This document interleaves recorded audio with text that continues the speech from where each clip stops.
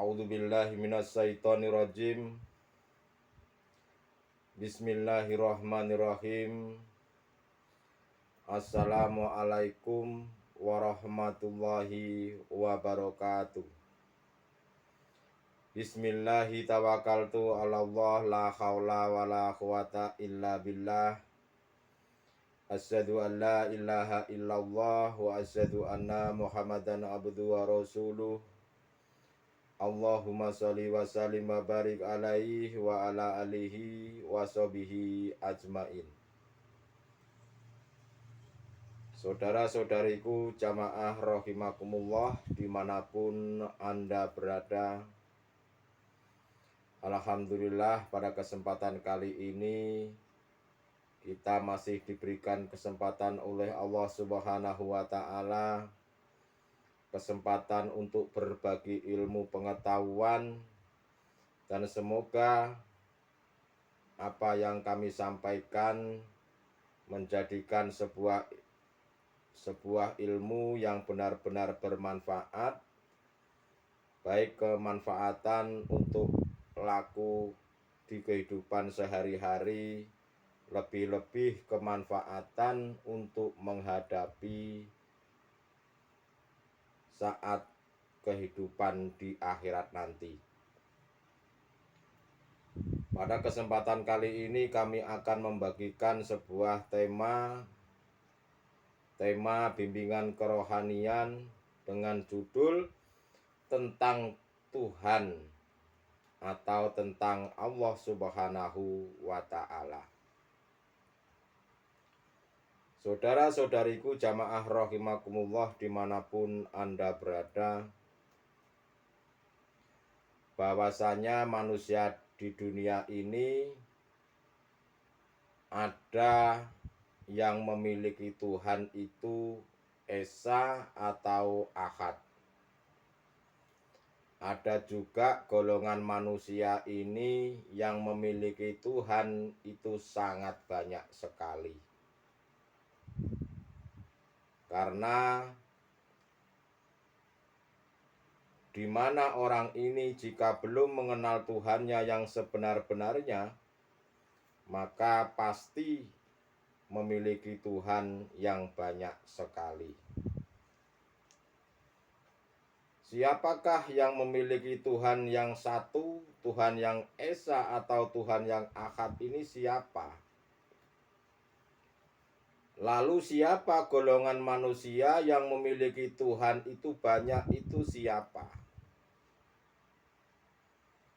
Yang memiliki Tuhan yang Ahad, yang memiliki Tuhan yang Esa adalah mereka manusia yang tergolong dalam sebutan yaitu ahli syuhud, yaitu kekasih-kekasihnya Allah.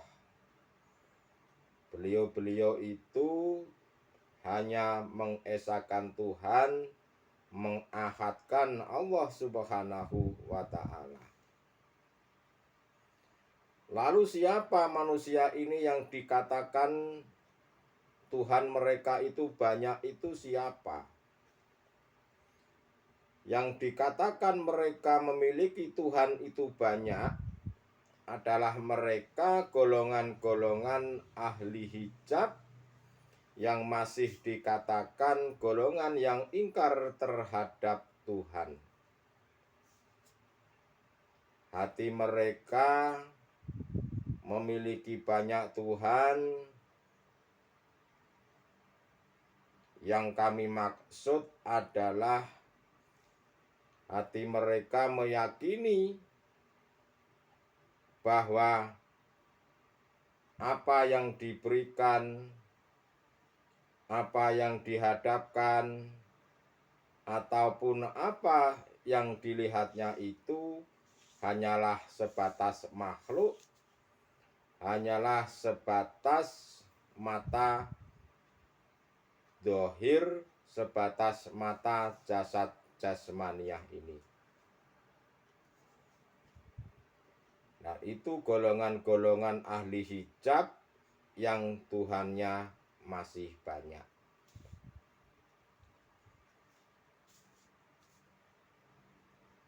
Barang siapa yang manusia ini belum bisa mengakadkan Allah Subhanahu wa Ta'ala, yang Tuhannya masih banyak, yang menuhankan selain daripada Allah Subhanahu wa Ta'ala, tatkala mereka nanti kalau sudah meninggal dunia jasad jasmania ini, mereka akan diperintahkan Allah bahwasanya Tuhanmu itu diperintahkan untuk menolongmu. Contoh, saya ini di dunia hanya mencintai harta benda.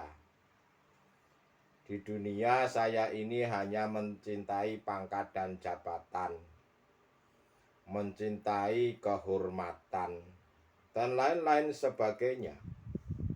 Ya. Di situ nanti Allah Subhanahu wa Ta'ala akan memerintahkanmu untuk menolong dirimu. Apakah mereka itu bisa menolongmu atau tidak? Jawabannya itu bisa digambarkan di dalam saat dunia ini. Saat hidup di dunia ini, manakala diri kita manusia ini belum bisa mengesahkan Allah Subhanahu wa Ta'ala, maka mereka pasti akan dimasukkan di dalam alam barzah dan akan menemukan pertanyaan man rabbuka. Siapa Tuhanmu? Walaupun di saat di dunia ini bisa menjawab Allahu Rabbi, bahwa Allah itu Tuhanku, tetapi saat nanti sudah meninggal dunia di alam barzah itu, mereka tidak bisa menjawabnya, karena pada waktu saat di dunia ini Tuhan mereka itu masih banyak menuhankan selain daripada Allah Subhanahu wa Ta'ala. Makanya di situ barang siapa yang tidak bisa menjawab pertanyaan malaikat munkar dan nakir di bahasa syariat, mereka akan mendapatkan suatu penyiksaan. Itulah saudara-saudaraku, golongan-golongan ahli hijab manusia yang menuhankan daripada Allah Subhanahu wa Ta'ala. Allah itu hanya sebatas nama. Tuhan itu hanya sebatas sebutan. Lalu siapa yang memiliki nama Allah ini? Siapa yang disebut Tuhan ini? Tentu yang hanya bisa melihat, yang hanya bisa mengatakan hanyalah mereka golongan-golongan ahli suhud, golongan-golongan kekasih-kekasihnya Allah. Karena mereka sudah bisa menyatakan dan sudah bisa membuktikan sendiri. Kecuali ahli hijab, tentu hal ini dianggapnya yang penting saya percaya. Mereka tidak mau membuktikan sendiri, mereka tidak mau melihat Allah dengan dirinya sendiri, itu tidak mau. Kenapa mereka tidak mau? Ya karena mereka masih menolak, menentang, bahkan tidak mau mendengarkan ajaran-ajaran hakikat menuju makrifat. Saudara-saudariku jamaah rahimakumullah dimanapun Anda berada, terkait hal ini, terkait tentang tema tadi tentang Tuhan atau tentang Allah Subhanahu wa Ta'ala, apapun agama panjenengan saat ini, bahwasanya seluruh nabi dan seluruh para rasul itu pada dasarnya membawa ilmu ketauhidan tentang Tuhan. Bagaimana hati manusia ini untuk mengenal Tuhan, bagaimana hati manusia ini untuk mengenal Allah serta mengesakannya. Itulah misi dan visi dari para nabi dan para rasul dan para kekasih-kekasih Allah itu. Misinya yaitu bagaimana caranya hati manusia ini untuk bisa kembali kepada Allah Subhanahu wa Ta'ala. Permasalahannya apa? Permasalahannya itu adalah di tengah perjalanan. Di perjalanan ini itu ada yang ingin sengaja merubah untuk membelokkan hati manusia, untuk mengikuti jalannya hawa nafsu, bukan jalannya Allah Subhanahu wa Ta'ala. Padahal para nabi, para rasul itu tujuannya sama. Bagaimana hati ini bisa kembali kepada Allah serta mengesakannya? Itu tujuannya sama.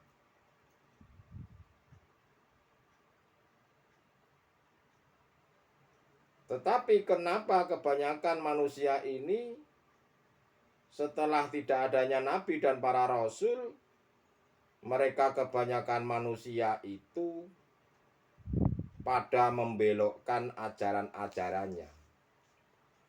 Ya karena di dalam hatinya, kenapa membelokkan ajaran-ajaran yang dibawakan nabi dan para rasul itu? Karena mereka sebetulnya hatinya masih menyimpan ada tendensi-tendensi tentang urusan-urusan keduniawian. Entah tendensi ingin dihormati, entah tendensi finansial, entah tendensi ingin dipanggil bah ngalor bah ngidul. Ya di situ pasti ada tendensi, makanya ada ajaran-ajaran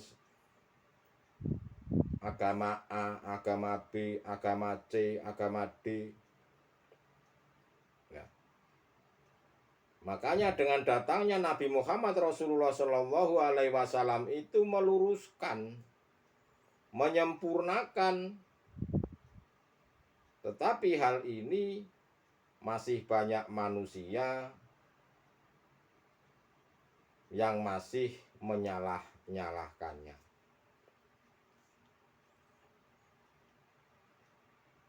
Tetapi yang namanya golongan ahli hijab itu seperti itu, ya kita kembalikan lagi kepada Allah. Merekalah orang-orang yang belum diberikan hidayah oleh Allah Subhanahu wa Ta'ala. Saudara-saudariku jamaah rahimakumullah dimanapun Anda berada, manusia manakala masih dikatakan golongan ahli hijab, karena ahli hijab ini ada dua kelompok. Ada golongan ahli hijab ini dia sampai mati, dia tetap memperkokoh, dia tetap teguh dengan pendiriannya bahwa makhluk ini yang bisa segala-galanya. Ada lagi golongan ahli hijab yang mereka semula ingkar lalu bertobat, lalu bisa kembali kepada Allah dan akhirnya menjadi kekasihnya Allah. Nah, untuk golongan ahli hijab, kenapa kebanyakan mereka itu mengatakan Allah itu masih gaib? atau masih dianggap samar? Ya karena mereka itu menggunakan kacamata ainul basariyahnya. Mereka menggunakan akal jasad jasmania ini.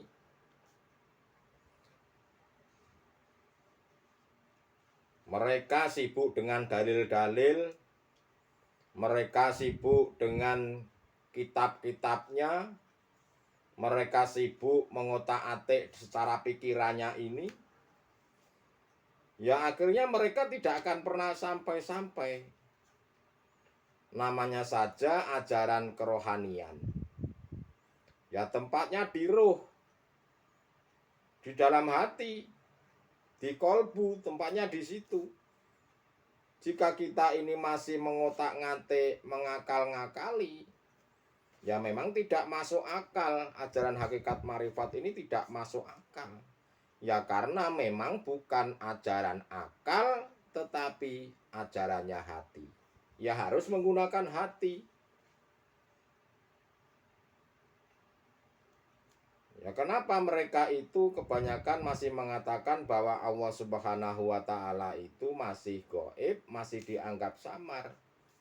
Ya karena mereka itu biasanya menggunakan akal basariyah ini, dan mereka tidak mau menerima ajaran itu lewat hatinya. Mereka selalu menentang, mereka selalu mengotak-ngatik dalam otak pikirannya.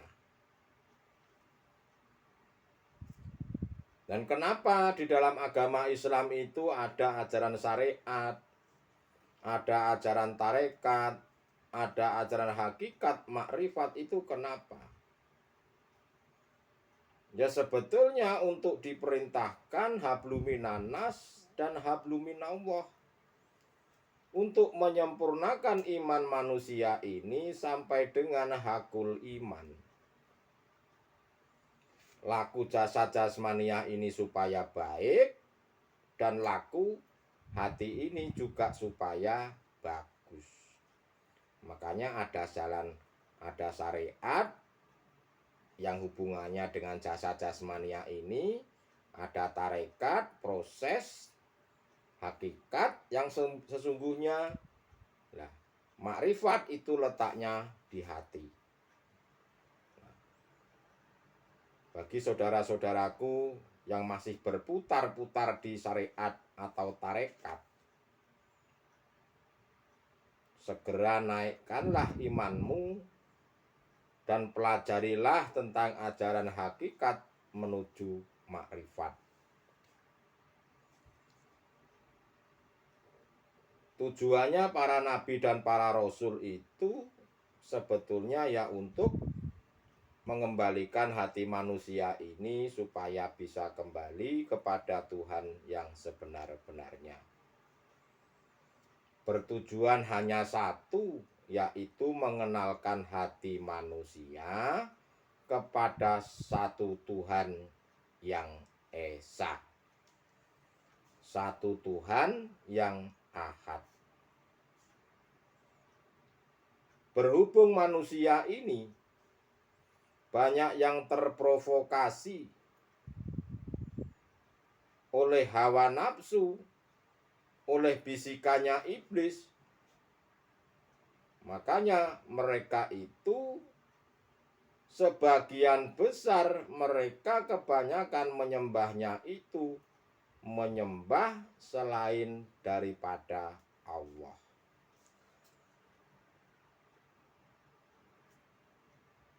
Ya karena mereka itu cenderung mengikuti bisikannya iblis daripada ajakan si warid. Mereka itu mengikuti langkah-langkahnya setan. Akhirnya yang disembahnya selain daripada Allah Subhanahu wa Ta'ala. Banyak manusia ini yang seolah-olah jasad jasmania ini taat, tetapi hati mereka sebetulnya busuk. hati mereka ini sebetulnya masih ingkar. Hatinya ini tidak benar-benar menghadap kepada hidupnya yang memiliki nama Allah, itu tidak bisa.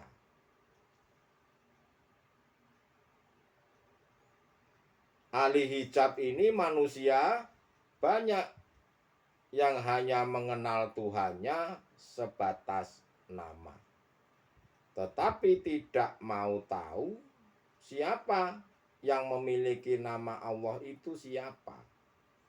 Mereka tidak peduli dengan hal itu. Mereka hanya peduli dengan permainan-permainan di dunia ini, seperti halnya anak kecil.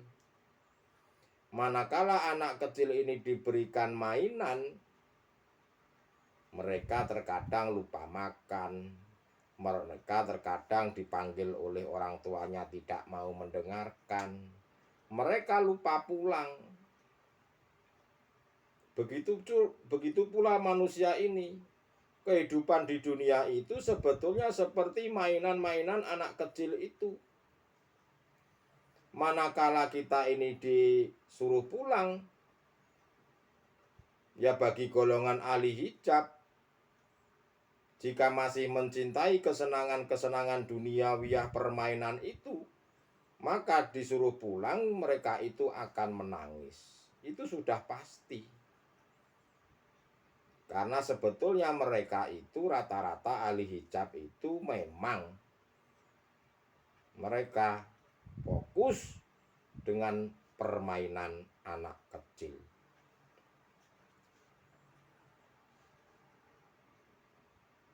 Saudara-saudariku jamaah rahimakumullah dimanapun Anda berada. Ahli hijab itu mereka hanya tahu siapa makhluk itu. Mereka masih mengimani bahwa yang bisa segala-galanya adalah makhluk itu.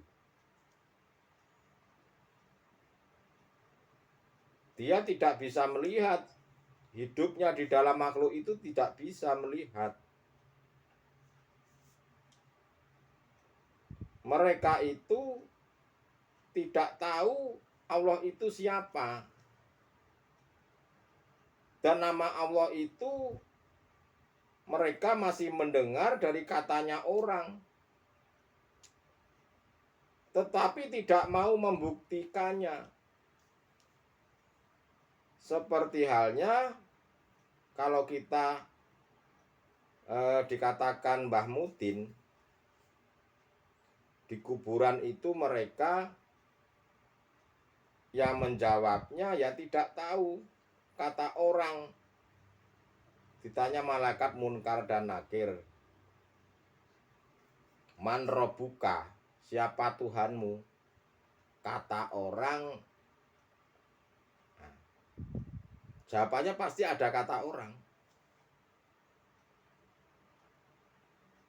Kenapa masih seperti itu? Ya karena mereka di saat di dunia itu belum mau membuktikannya sendiri.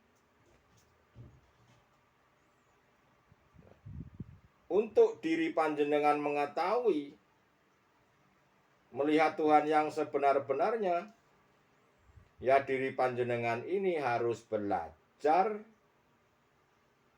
memahami ajarannya Rasulullah Shallallahu Alaihi Wasallam, belajar dari hakikat menuju makrifatnya.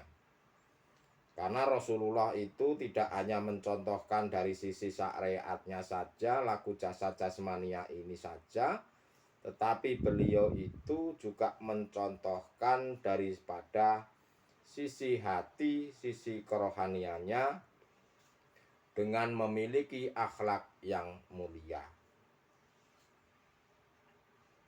Hubungan antara manusia dengan satu dengan yang lain juga baik. Hubungan dengan Allah apalagi. Rasulullah itu sudah mencontohkan.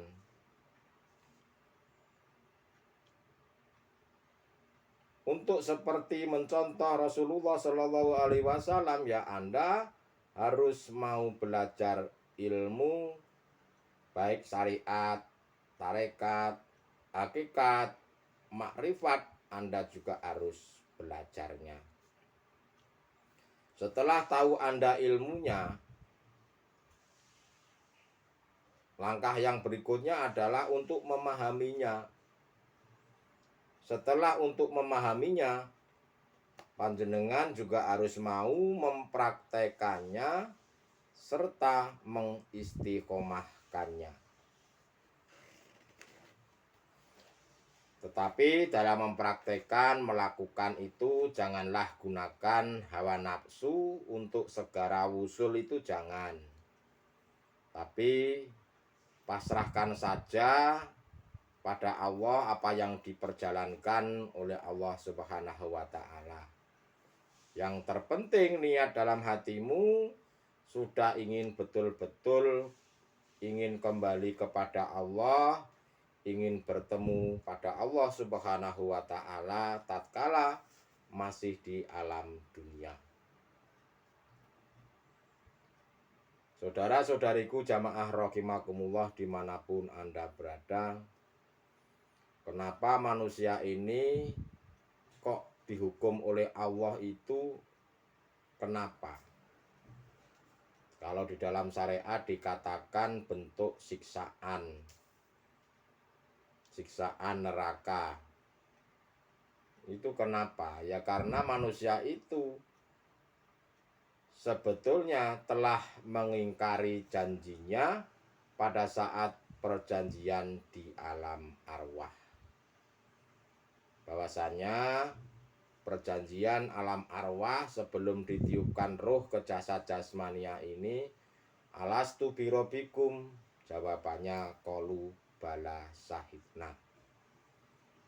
Ya, aku bahwa engkau Tuhanku ya Robi.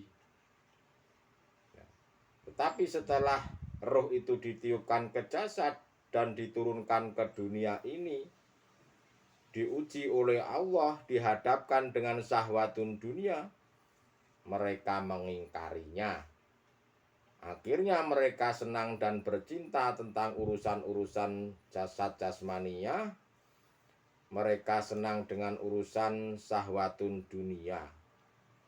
Sehingga itulah yang mengakibatkan kenapa Allah itu memberikan suatu siksaan. Padahal Allah itu Maha Rahman dan Maha Rahim. Ya sebetulnya Allah itu tidak mau diduakan. Terserah, masalah urusan jasad jasmania ini terserah. Mau jungkir balik, mau ngapain saja itu terserah. Yang penting hati ini selalu condongkanlah pada hidup. Pada hidup siapa? Ya hidup yang memiliki nama Allah itu. Di mana? Ya di dalam diri panjenengan sendiri, termasuk di luar diri panjenengan. Dan juga yang meliputi seluruh alam semesta ini hanyalah Beliau Sang Maha Hidup, yaitu Tuhan yang Maha Esa.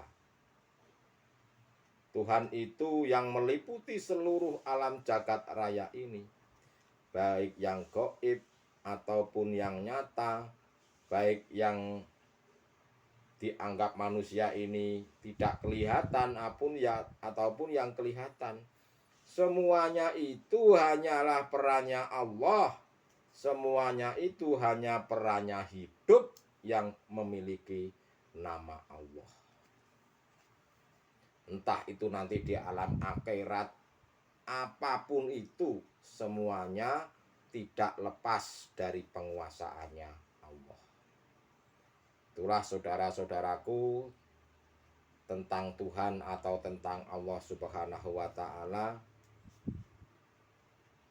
Seandainya dijabarkan ilmu itu tidak mungkin habis-habis, dan diibaratkan ilmunya Allah itu diberikan kepada manusia ini sebetulnya seperti titiknya tinta, yang tinta itu ngambil di lautan.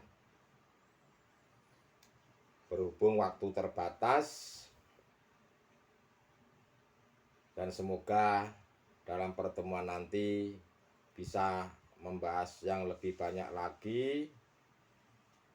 Yang terpenting apa yang kami sampaikan menjadikan sebuah ilmu yang bermanfaat, yang menjadikan sebuah ilmu sebagai pengetahuan untuk kehidupan sehari-hari ataupun pengetahuan untuk menghadapi, untuk bekal di akhirat nanti.